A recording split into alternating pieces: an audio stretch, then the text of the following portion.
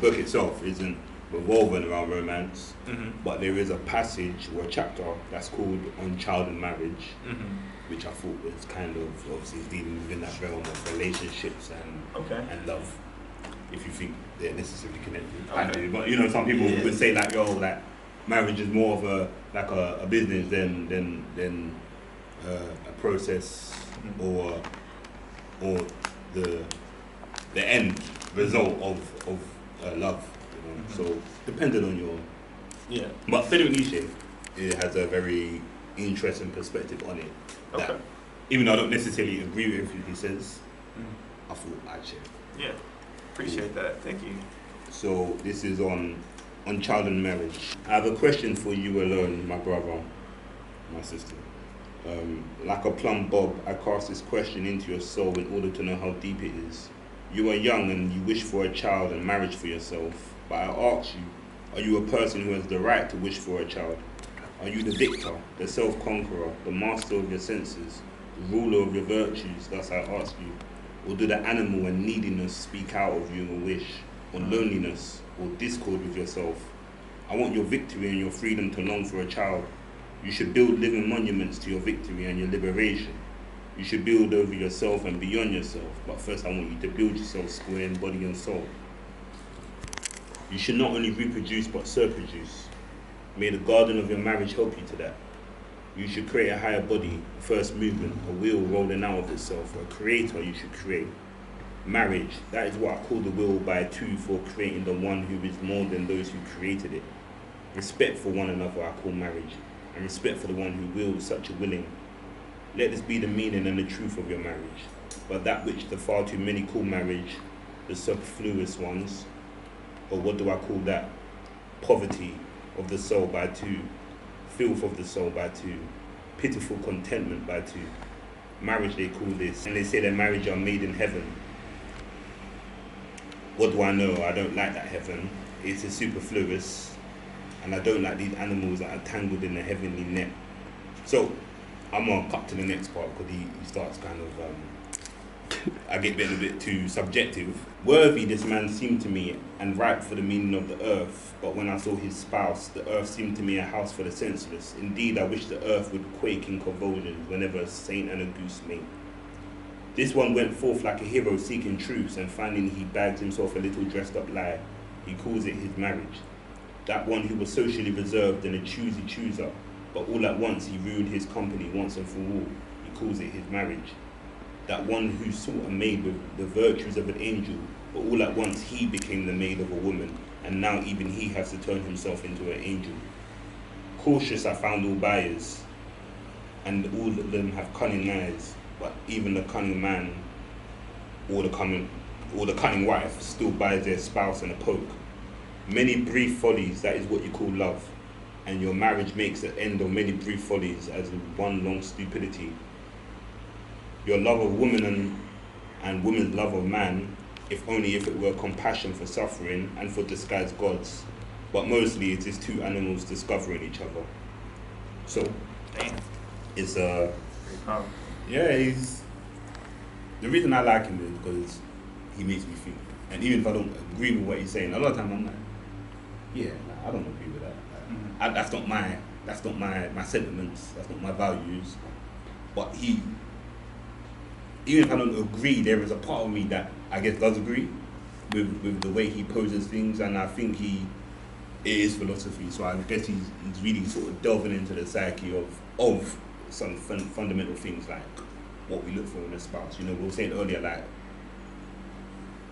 we usually look for things in a partner that we have a deficiency in ourselves. You know, they said if you want to look at it that way, maybe it's just a lack of that same virtue. Like you said, someone being outspoken and they said social butterfly as opposed to their partner who's a bit more reserved and a bit more shy. And yeah, I think, like I said, this book isn't about marriage or love. It's about.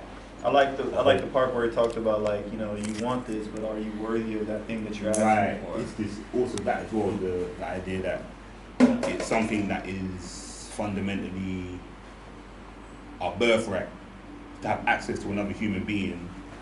It's our birthright to procreate, But I mean, whether you believe in science and the constant evolution, they say, which I don't personally, but the narrative of survival of the fittest, you know, is that, and it's. I think it even goes into what we're seeing a lot today with the dynamics between men and women. Women are saying, well, actually, I want this, this, and this. And the men are saying, well, that's not fair. You know, that's how I look at it. When you see this discourses mainly online, it's, oh, these are women's expectations, and men aren't willing to meet them. But always that has been the sort of the natural law, is that women do predominantly set the program for, and men have to sort of abide and follow to it. Really? I think so. I think so. I mean, either that, or you know, a man's gonna have to force himself upon you to procreate, and most of the time, I guess there's a lot of, as humans or as animals, however you want to look at it, we've learned techniques and ways to sort of manipulate that dynamic. So women control access to sex, men control access to relationships. Oh yeah, true.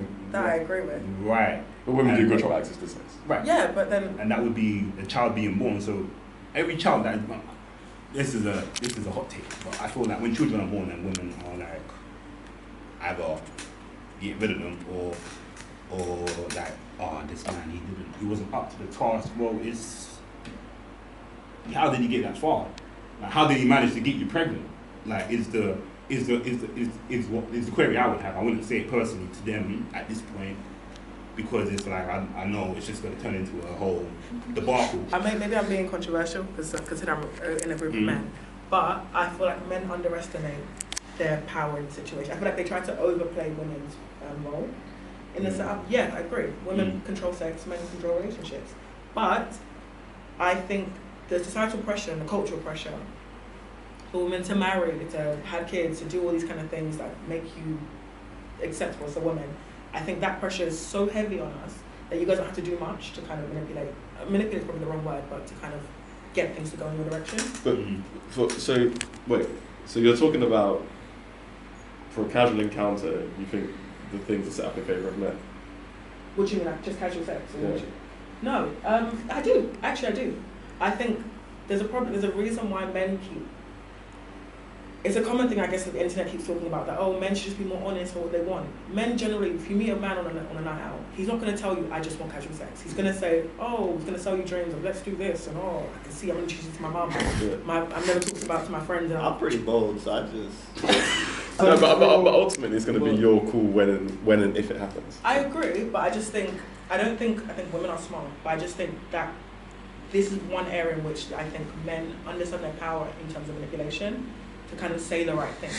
I would say if that is true, and I don't necessarily think it is, but if it is true, women equally have the same control, more control in terms of relationships. Like, I've been in lots of situations with women where it's like, you know, they'll act a certain way they believe is going to be most appealing to you to try and land. And there's nothing inherently wrong with that, I guess, in the sense of they just want a relationship. But what I'm saying is, I guess the onus is on the other party to have the discretion to decide what's going on, right? So if I'm a woman and men want to sleep with me, it's up to me to set the hurdles that I deem are appropriate for you to get to that goal.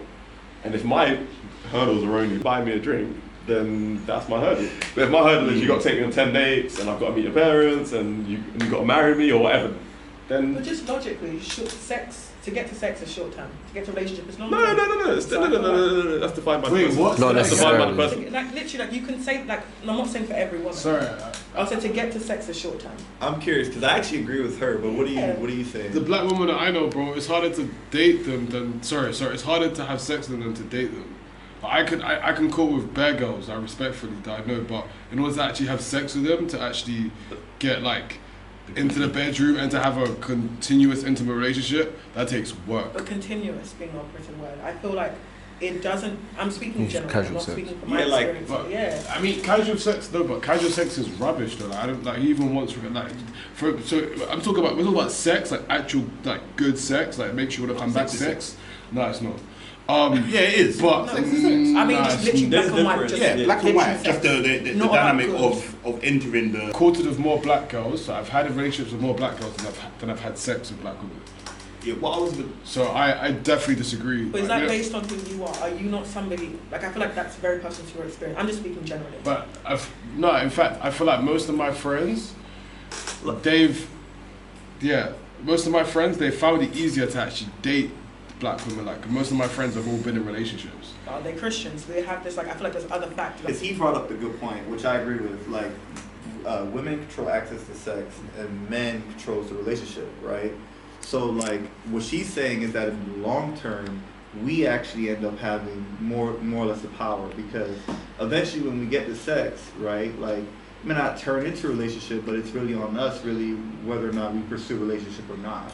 So it's like, I get what she's saying, because then, like, a lot of the times, like, the sex usually might come first, and then the relationship will come afterwards, especially with, like, how things are in today's standard. Like, it's not, from my last few encounters with women, like, it's not really relationship first and then sex. It's usually sex. So sex does come first, and then the relationship will come afterwards. But all I'm saying to that, in addition, is it's still the woman's choice. So, for example, if you were to meet a celibate woman, and she's like, I'm saving myself for marriage, and I've met people like that, they do exist. Yeah, you're right, yeah.